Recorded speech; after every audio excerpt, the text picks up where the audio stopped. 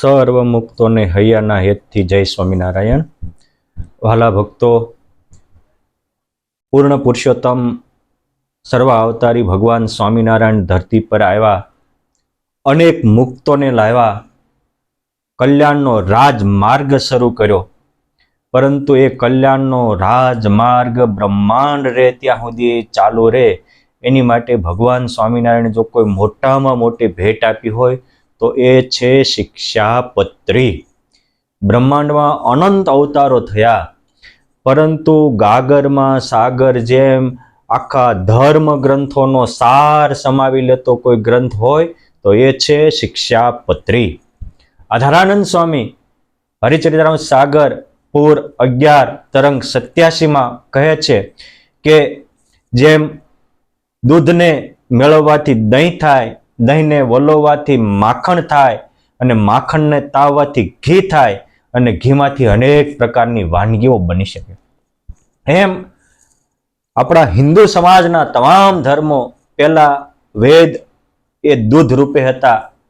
એમાંથી ભગવાન વ્યાસ મુનિએ પ્રગટ થઈ અને દહીં બનાવ્યું, પુરાણો રચી અને એ જ ધર્મોનું વલોવી અને માખણ કાઢ્યું. પરંતુ એ તમામ પુરાણોને પણ વલોવી અને પુરુષોત્તમ નારાયણે સર્વ ગ્રંથોના સારભૂત શિક્ષાપત્રીની રચના કરી. અને વસંત પંચમીના પાવન દિવસે રચાયેલી એ શિક્ષાપત્રી એ અનંતના જીવનમાં વસંત ખીલાવનારી પત્રી છે. પત્રીનો અર્થ થાય હિતોપદેશ, હિતનો ઉપદેશ કરનારી. શિક્ષા એટલે હિતોપદેશ, અને હિતને ઉપદેશ કરનારો પત્ર.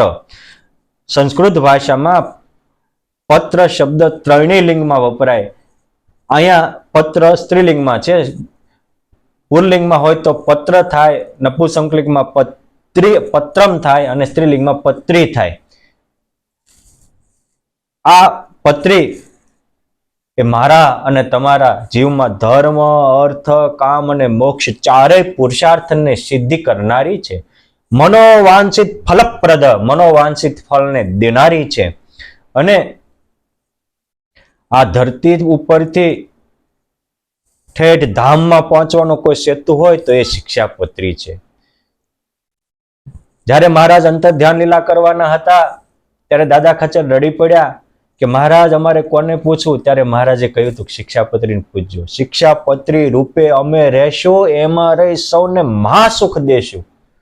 ગોપાળાનંદ સ્વામી એવું કહેતા હતા કે શિક્ષાપત્રી એ તો સુદર્શન ચક્ર સમાન છે.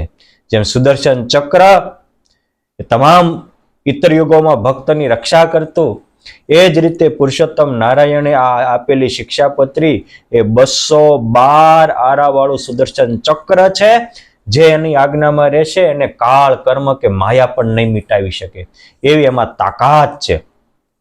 અને આ શિક્ષાપત્રીના અનેક પ્રસંગો આ સત્સંગમાં અનુભવાના છે અને અનુભવાતા રહેશે.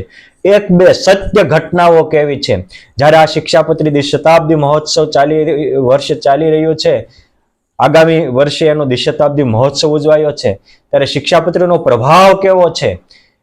જે દિલથી, આદરથી એને સ્વીકારે છે, એમાં તાકાત કેવી આવે છે. આ શિક્ષાપત્રી એકવાર ઇસ્કોનના પ્રચારક ભક્તિ વેદાંત સ્વામીના હાથમાં આવી કલકત્તામાં, તો એને ભર સભામાં કહ્યું હતું કે હિન્દુ ધર્મના તમામ ગ્રંથનો નિચોડ એટલે આ શિક્ષાપત્રી છે. આ શિક્ષાપત્રી પ્રમાણે રહે તો કોઈ વ્યક્તિને ક્યારેય ન થાય એવું છે. શિક્ષાપત્રી એ રચનાત્મક ગ્રંથ છે, ખંડનાત્મક નથી.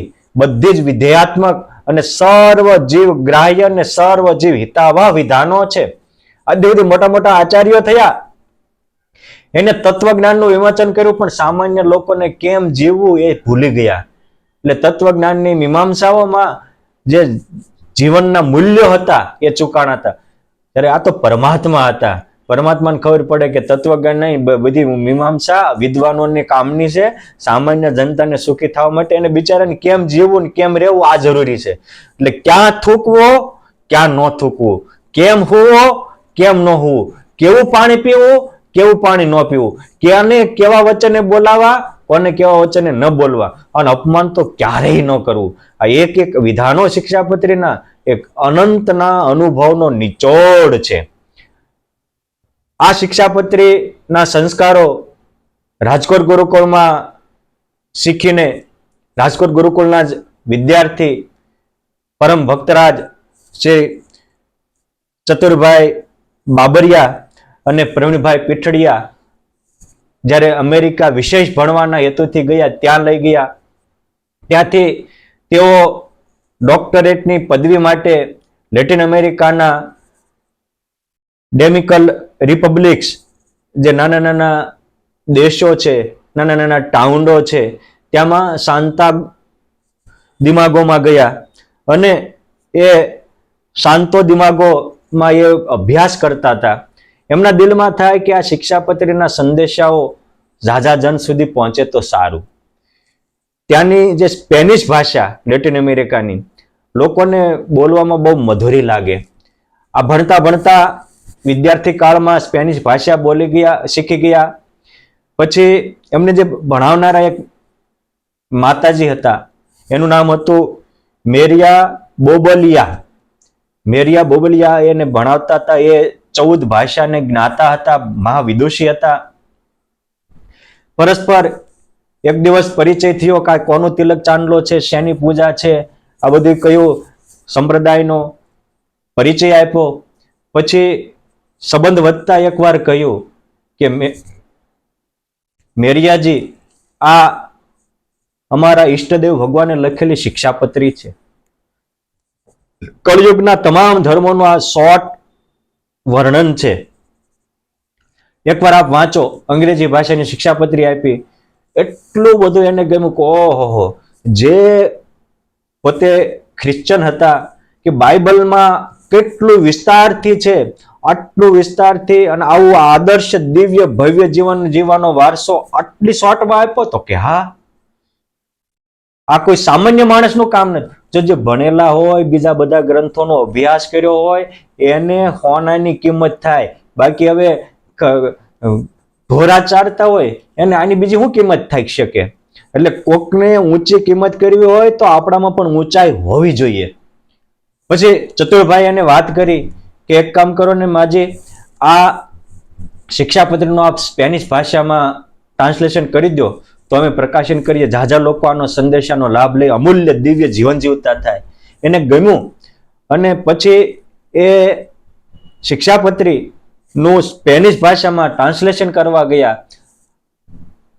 વાંચતા વાંચતા અને થોડો અનુવાદ કરતા કરતા રાત્રે કરતા કરતા સૂઈ ગયા અને અચાનક એના રૂમમાં દિવ્ય પ્રકાશનો પુંજ પથરાયો.